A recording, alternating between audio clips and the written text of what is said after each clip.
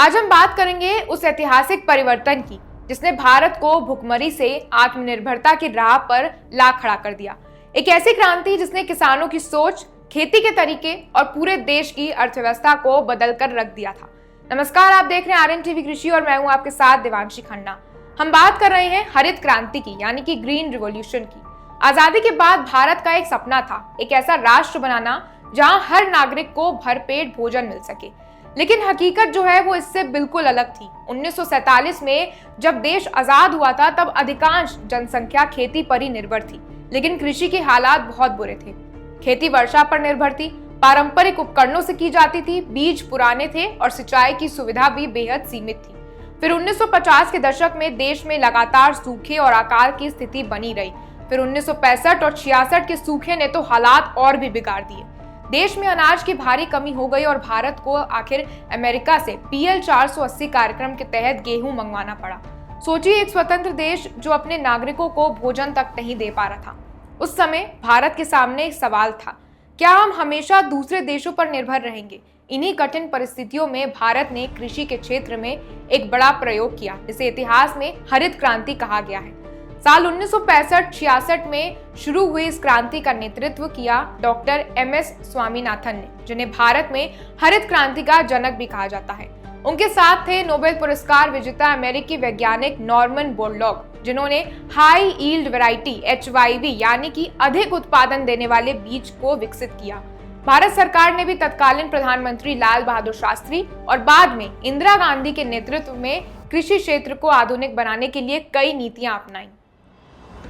भारत को खाद्यान्न के क्षेत्र में आत्मनिर्भरता बनना था, इसके लिए कई कदम उठाए गए। अधिक उत्पादन देने वाले बीजों का उपयोग, रासायनिक खाद और कीटनाशकों का प्रयोग, ट्रैक्टर, थ्रेशर जैसी मशीनों का प्रयोग, सिंचाई व्यवस्था का विस्तार, खासकर नहरों और ट्यूबवेल्स के जरिए किसानों को सस्ती दर पर कृषि ऋण और बीमा योजनाएं उपलब्ध कराना। इन सुधारों के साथ साथ कृषि अनुसंधान केंद्र और कृषि विश्वविद्यालय भी स्थापित किए गए, जैसे कि लुधियाना, पंतनगर और हिसार में। हरित क्रांति का सबसे बड़ा प्रभाव देखने को मिला पंजाब, हरियाणा और पश्चिमी उत्तर प्रदेश में। ये क्षेत्र इसलिए चुने गए थे क्योंकि यहाँ की मिट्टी उपजाऊ थी, यहाँ पर सिंचाई की सुविधा अच्छी थी और किसानों में नई तकनीक अपनाने की क्षमता भी ज्यादा थी। हरित क्रांति का असर सबसे पहले गेहूं और धान की फसलों पर पड़ा। धीरे धीरे देश के अन्य हिस्से जैसे महाराष्ट्र, मध्य प्रदेश, बिहार और तमिलनाडु में भी इसका प्रसार देखने को मिला। हरित क्रांति ने भारत की कृषि को पूरी तरह बदल कर रख दिया। जहां 1965 में भारत में गेहूं का उत्पादन लगभग 12 मिलियन टन था, वहीं 1980 तक ये बढ़कर 36 मिलियन टन से अधिक हो गया। धान, मक्का और ज्वार जैसी फसलों की पैदावार में भी उल्लेखनीय वृद्धि हुई। भारत अब अनाज आयात करने वाला नहीं, बल्कि अनाज को निर्यात करने वाला देश बन गया था। ये सिर्फ खाद्यान्न उत्पादन की कहानी नहीं थी, ये एक ऐसे राष्ट्रीय आत्मनिर्भरता की कहानी थी। हरित क्रांति के अनेक लाभ हुए। भारत को खाद्यान्न की कमी से मुक्ति मिली, किसानों की आय में वृद्धि हुई, कृषि में रोजगार के अवसर बढ़े, कृषि उत्पादों की कीमतें स्थिर हुई और ग्रामीण क्षेत्रों का आर्थिक विकास हुआ। भारत की अर्थव्यवस्था को एक नई दिशा मिली। हरित क्रांति ने भारतीय किसानों का आत्मविश्वास बढ़ाया। अब किसान ये मानने लगा था कि वह न सिर्फ अपने परिवार बल्कि पूरे देश का पेट वो भर सकता है।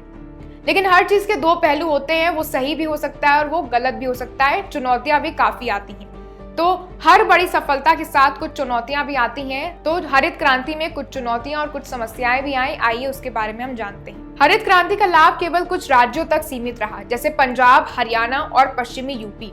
देश के पूर्वी और दक्षिणी राज्यों में इसका असर सीमित था। रासायनिक खाद और कीटनाशकों के अत्यधिक उपयोग से मिट्टी की उर्वरता वो घटने लगी थी और जल स्रोत भी प्रदूषित हो रहे थे।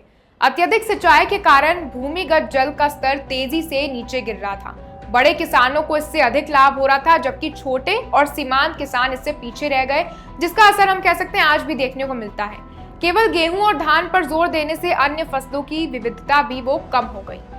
आज जब जलवायु परिवर्तन, मिट्टी की गिरती गुणवत्ता और जनसंख्या वृद्धि जैसी चुनौतियां हमारे सामने हैं, तो हमें जरूरत है एक नई सोच वाली हरित क्रांति की, जिसे हम कह सकते हैं ग्रीन रिवॉल्यूशन 2.0। इस नई क्रांति में जोर होना चाहिए जैविक खेती पर, प्राकृतिक उर्वरकों पर और कीटनाशकों के सही उपयोग पर। आधुनिक तकनीक, ड्रोन और आर्टिफिशियल इंटेलिजेंस के इस्तेमाल पर, और सबसे महत्वपूर्ण बात जल संरक्षण पर। भारत सरकार भी अब प्रधानमंत्री कृषि सिंचाई योजना, national mission on sustainable agriculture और डिजिटल एग्रीकल्चर मिशन जैसी योजनाओं से कृषि को फिर से आधुनिक और टिकाऊ बनाने की दिशा में काम कर रही है। तो दोस्तों, हरित क्रांति सिर्फ बीज या फिर खाद की कहानी नहीं थी, ये आशा और आत्मनिर्भरता की कहानी थी। इसने हमें ये सिखाया है कि नेतृत्व, सही नीति और किसानों की मेहनत से असंभव भी संभव हो सकता है।